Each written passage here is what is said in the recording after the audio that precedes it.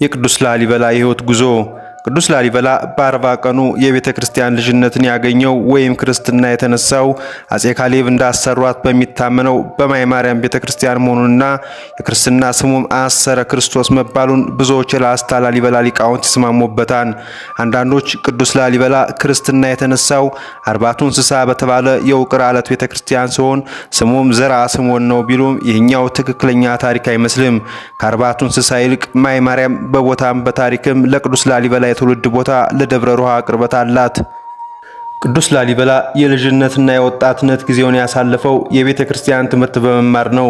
ልዩ የሆነ የትምህርት ፍቅር የነበረው ቅዱስ ላሊበላ ከልጅነቱ ጀምሮ በልዩ ልዩ ቦታዎች እየተዘዋወረ ትምህርቱን በትጋት በማስኬዱ በበርካታ መንፈሳዊ ትምህርት ዘርፎች ትልቅ ደረጃ ሊደርስ ችሏል።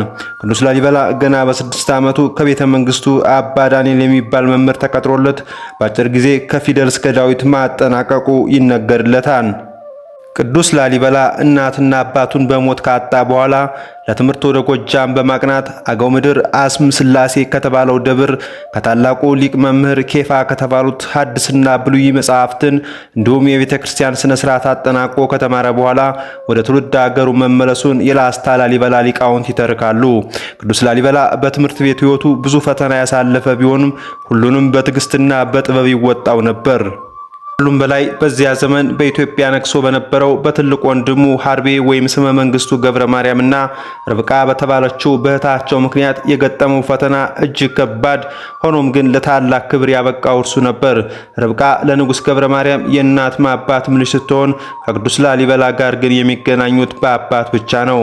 በዚህ ምክንያት በገድሉ ላይ እንደተገለጸው ርብቃ በዚያን ጊዜ ቅዱስ ላሊበላ ይነግሳል የሚል ንግር ወይም ትንቢት ስለነበረ በሁለት ወገን ወንድም ለሆናት ለንጉሥ ገብረ ማርያም አድልታ የገብረ ማርያምን የመንግስት ስልጣን ሊወስድበት ይችላል በሚል ስጋት በቅዱስ ላሊበላ ላይ ተንኮል አሰበችበት። በዚህ ምክንያት ርብቃ ቅዱስ ላሊበላን ለመግደል መርዝ ቀምማ ከመጠጥ ጋር እንደሰጠችውና በዚህም የተነሳ ለ3 ቀናት እንደሞተ ሰው ሆኖ ፈጣሪው ግን ሰማያዊ ዓለማትን እንዳሳየውና በሰማያዊና በምድራዊ ኢየሩሳሌም አንጻር 10 ቤተ መቅደሶችን እንዲሰራ መታዘዙን በገድሉ ላይ በስፋት ተተርኳል። በዚህ መንፈሳዊ ታሪክ በቅዱስ መጽሐፍ በእኔ የሚያምኑ የሚጎዳ ነገር እንኳ ቢጠጡ አይጎዳቸውም የሚለው አምላካዊ ቃል በቅዱስ ላሊበላ መፈጸሙን እንገነዘባለን።